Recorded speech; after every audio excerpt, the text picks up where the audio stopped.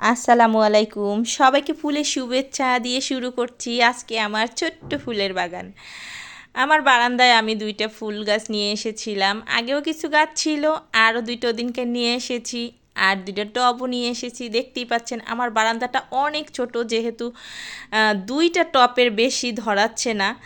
তো আর যেহেতু আমাদের বিল্ডিংটাও ছয়তলা, বেশি উপরেও যেতে পারি না, কাপড় চুপড়ও শুকা দেওয়া লাগে, সেক্ষেত্রে অল্প স্বল্প কিছু গাছ লাগানোর চেষ্টা করেছি।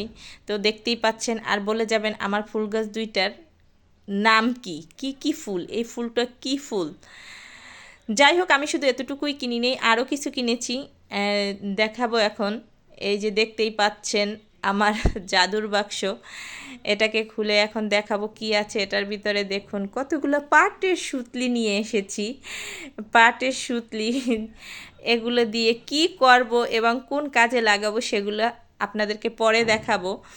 তো বেশি নাড়াচাড়া করব না, পাট সুতলি দিয়ে অনেক ময়লা পড়তেছিল। যাই হোক, আমি এটা পলিথিনের উপরই রেখে দিলাম। আরও নিয়ে এসেছি গ্লুগাম। এই গ্লুগাম দিয়ে আমি কখনোই কাজ টাজ কিছুই করি নাই, গ্লুগামের কাজ কখনোই আমি করি নাই। তো ইচ্ছা হয়েছে, যেহেতু বলেছিলাম ছোটোবেলা থেকেই অভ্যাস, তো চেষ্টা করব। আল্লাহ হাফেজ।